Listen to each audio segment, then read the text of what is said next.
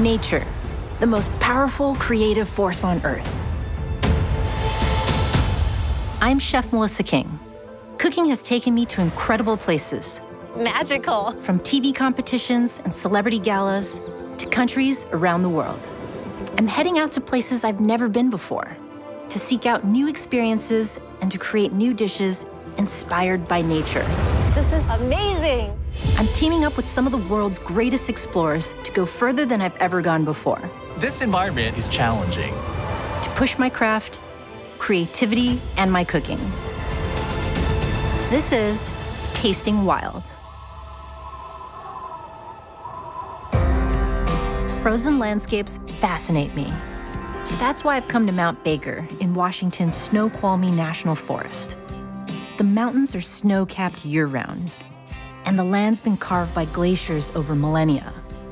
I don't spend a lot of time in cold climates, so I'm excited to be here to push myself and my craft. Leading me on this journey is National Geographic photographer Keely Yuyen. Hey, Keely. Hey there. How's it going? I'm so excited to meet you. So great to meet you. So where are we headed? We are headed up the mountain. And it's going to be epic. All right, let's go. All right, let's do Put your it. stuff in the car. As a National Geographic photographer, it's my job to tell the stories of the far north and the indigenous peoples who live in it. Hopefully, my photographs help to move people to return to connecting with the land and remembering the lessons that it has for us. And one of the best parts of being a Nat Geo explorer is being asked to impart knowledge and to inspire people. So I want to immerse Melissa in nature. I've been cooking for 20 plus years, and I'm always discovering something new. And a lot of that has to do with nature, not just relying on your taste buds. It's relying on your sight, your smell, and really finding ways to kind of add in those cues into my food. I love that. There's something really ancient about taste and smell, right? Like you smell something or you taste something and it instantly transports you back to that place where you were when you last had that. I'm excited to see what's in this river over here. Trout and salmon and great river fish. The Nooksack River, which we're paralleling right now, it starts with the snow up high. And then as that snow melts and becomes a tiny stream, it gets bigger and bigger as it comes down. All that water is the lifeblood of this ecosystem. Yeah, we're starting to get into these places where I feel at home. And we already start to see the snow, and that's definitely what I love. I'm ready for it.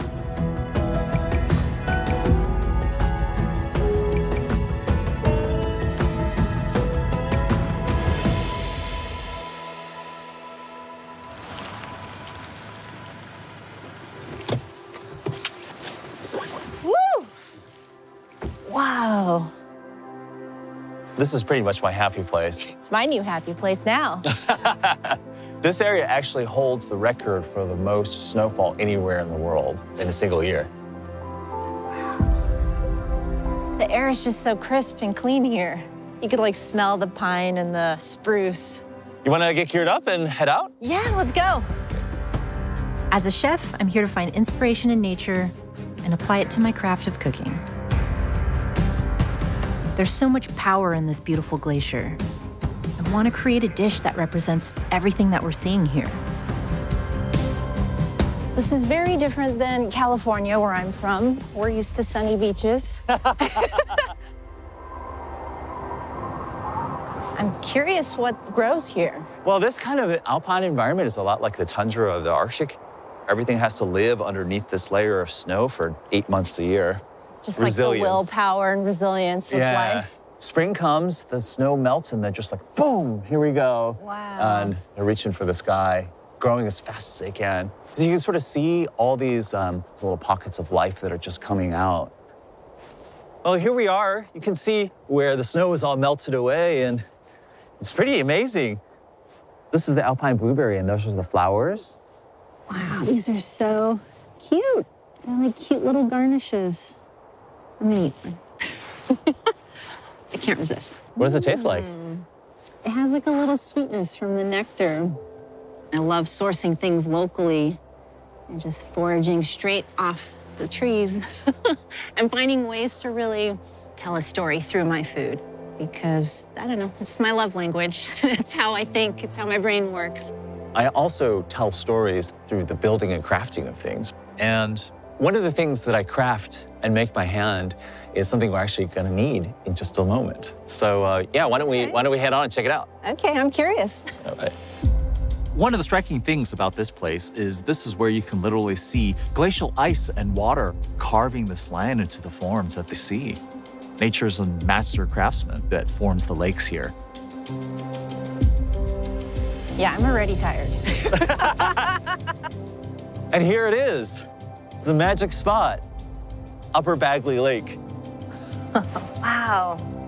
Yeah, what kind of fish are hanging out down there? Well, there's brook trout in some of these alpine lakes, so hopefully we'll be able to catch one. I've never caught a fish before, but I'm excited to try. Yeah, right on, yeah. So how are we gonna get there? Well, we'll hike around, but before we do, first let's grab some kayaks. Amazing. I am a National Geographic adventurer, but I'm also a traditional kayak builder. Kayaks are traditional for my Nanai culture, so I spent a lot of my teenage years and early 20s learning to build the kayaks, not only my people, but different communities across the Arctic, which led me on the road to finding elders where I was able to learn from them because I'm holding on to an entire culture's traditions. The kayak smells so good. What is it made of? Oh yeah, so the internal frame is Western red cedar. That's what it is. These are all handmade, and this is a millennia-old indigenous technology. To this day, there are no kayaks as light and as strong as these. These joints, they're actually tied together so that they have some movement, which allows the joints to flex. Let's get them in the water. So excited. I've kayaked a couple times in my life, but never like this. The water is incredibly calm. It's so still. There really is a peacefulness to this place. Traditional kayaks are special in that you're not as insulated from the water itself. I hope that Melissa gets a chance to feel that. Because the kayaks flex, she can feel the water and even the cold through her legs. As a chef, we tend to get stuck in kitchens. I love being outdoors. I think that's, for me, a way that I find inspiration and a way that I can connect deeply with what's around me. You're a good teacher. You gotta teach me how to make one of these boats.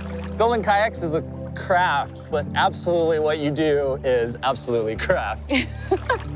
It's similar, I think. I'm sure with you, with your boats, is it ever perfect? No, it's never perfect. But I actually kind of love that, too. You're always learning new techniques, new ways to make a dish better or make a boat better. I want to find a way to utilize what's here in these lakes to create my dish. Keely said there was brook trout, and I'm really hoping to catch one. Did you catch anything? The fish aren't really biting, so I'm going to pick up some locally sourced trout in the morning before we head out.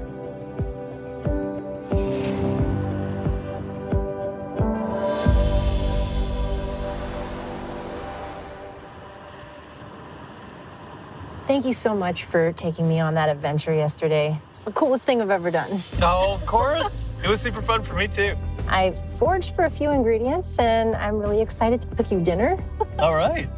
I found a really cool place up on the top of the mountain that I'm going to take you to. Awesome. I hope it works for you. Yeah, that's amazing. Look at that. Woohoo! From here, there's a vantage point where you can see Mount Shuksan, and there's ice breaking off the glacier and tumbling down the mountain.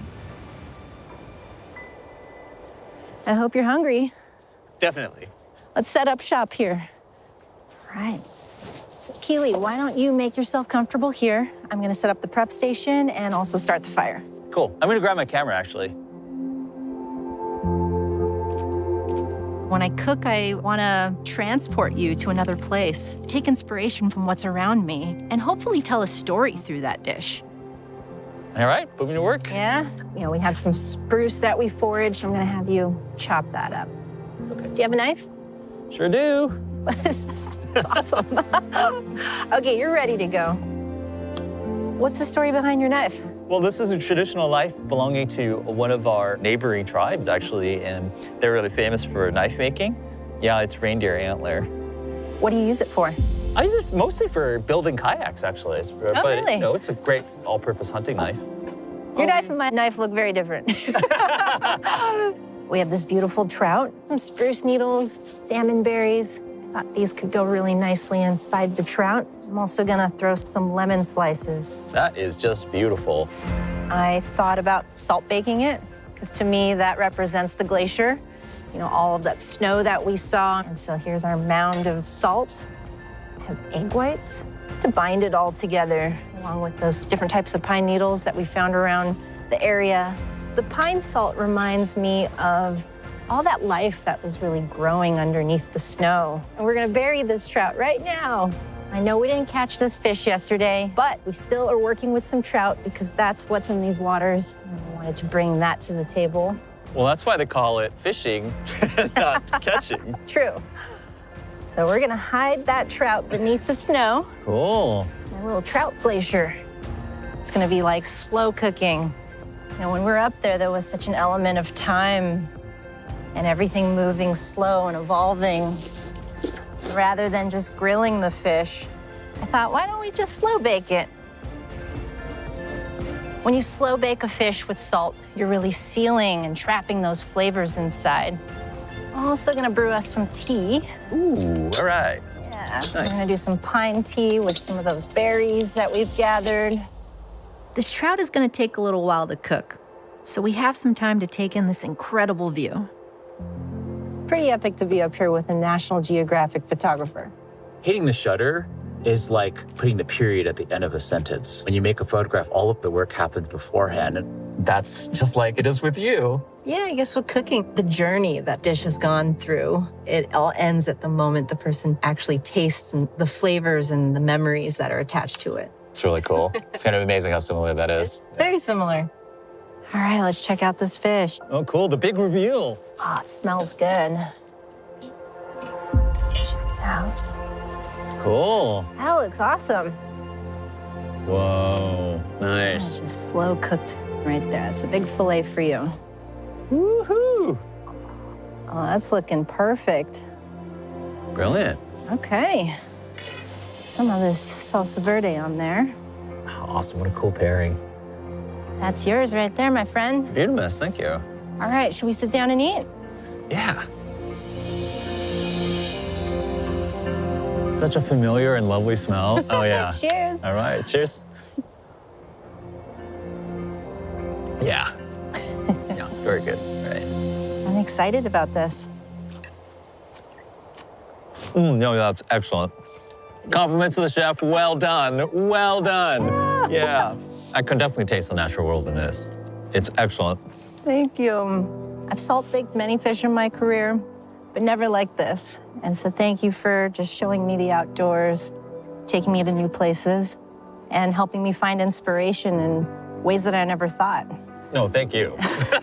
Really, thank you. The only thing that's gonna make this better is if we catch the fish next time. All right, next time, singing for trout. You're taking me out. Okay, come babe. Come, babe.